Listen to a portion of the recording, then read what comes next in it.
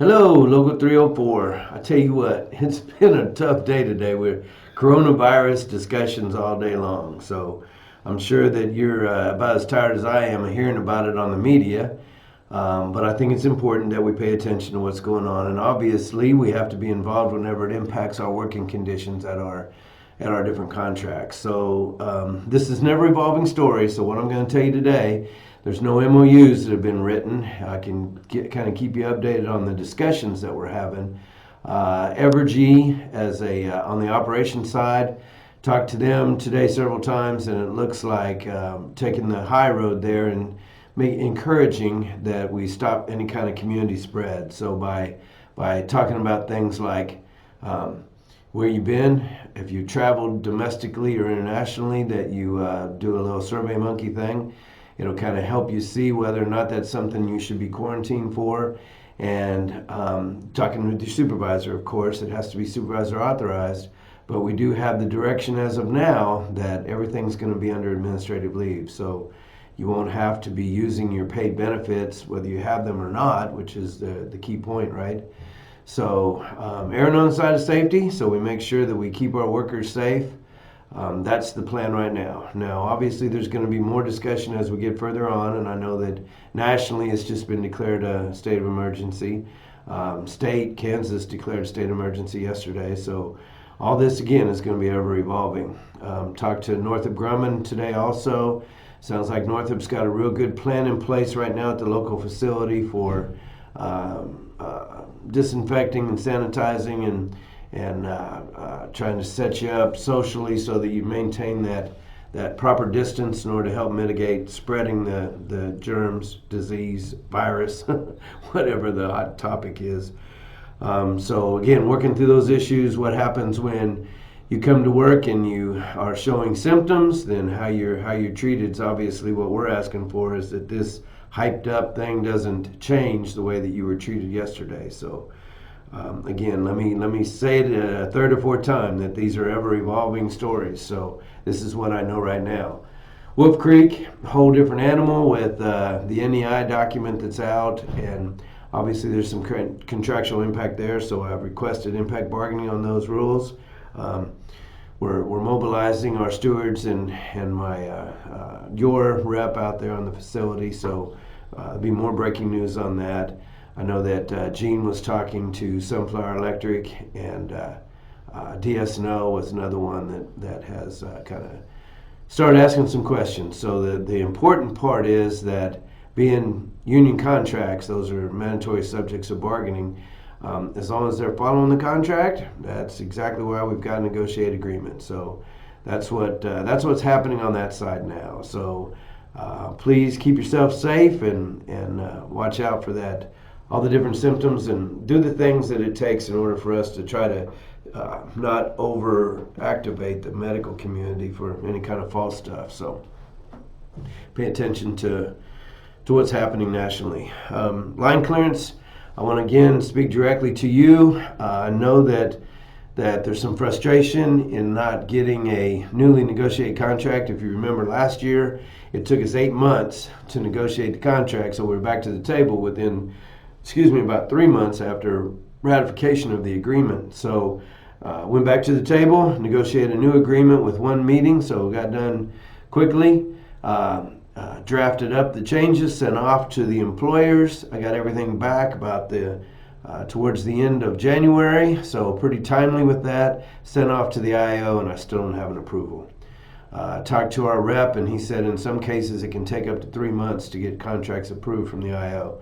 So what I'd ask of you, any of you that are seeing this video, any of you that want an electronic copy until I can get through the approval process from the IO and get the official stamp and get it printed, please contact us at lu304@ibw304.org. Give me an email address and I'll send you out a PDF, just knowing that the PDF's not going to have the signature page in it yet because we don't have the IO approval back. But at least then you can have something in your pocket. You know, there's no language changes, it's just wages. But I know that's still important to be able to look at the wages and make sure that they're accurate. So again, contact us at our LU304 email, and we'll get something out to you. Also, I know we talk about this all the time, but I get a list from the employers of our dues, and it will be incomplete to the number of you that I have as registered members. And so that tells me you're working out of town, and that leads to issues. If your dues aren't being paid and you're gone 3 months, it's very well that your benefits are going to drop off. So you need to stay in touch with us so that we can make sure that your benefits are good.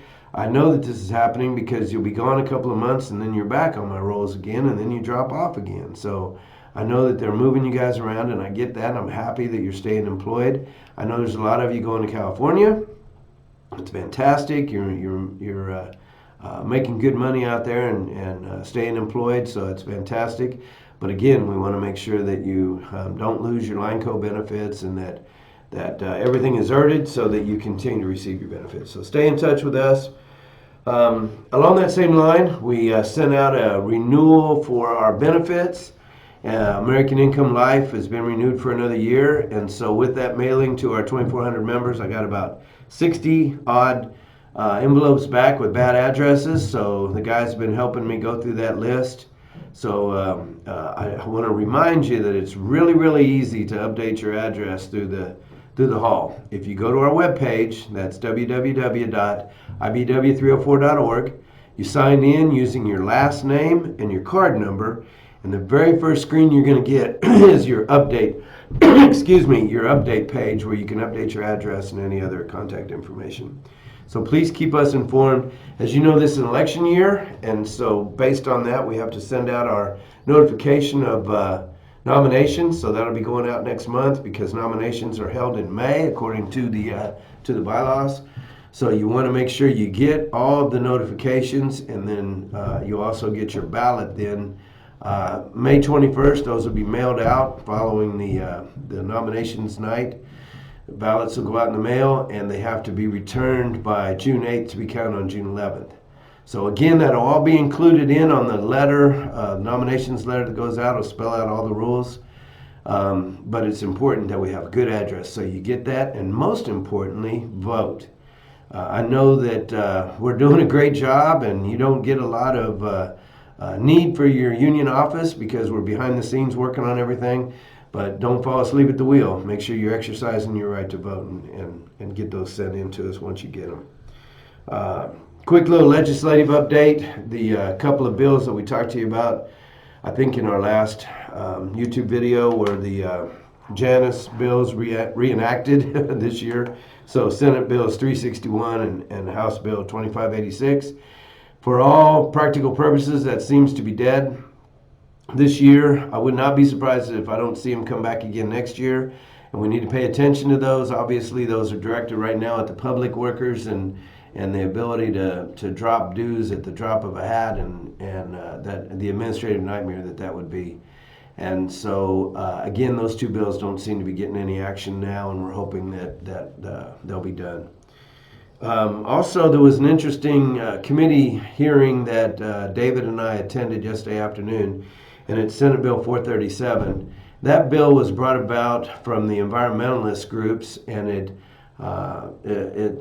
just in a 30,000-foot view, it's a bill that has ratepayer-backed bonds for assets with the utility. All of the utilities present were in opponents of the bill. I think the bottom line is it has good intent, especially if you look at coal-fired plants and knowing that Jeffrey, for example, has got a 2035 expiration date on it, maybe sooner than that. But there's workers there that definitely have a longer career than what 2035 is. So this bill in some forms has had some worker protections in there too for ways of retooling or monetary impact. So I talked to the lobbyists yesterday, and Local 304 would definitely be interested in maintaining a dialogue to make sure we get our workers taken care of should that happen. So I don't think it'll get any more action this session. It was actually a very similar bill that was proposed last session. Some jokes in the committee meeting about hearing it again next year. So the further it goes, the closer it gets, and I know some 20 other states have already passed it. Colorado and West Virginia, I believe, are two states that just recently passed it. So Again, Local 304, stay active in your local union, and I appreciate everything you guys do, and have a great weekend.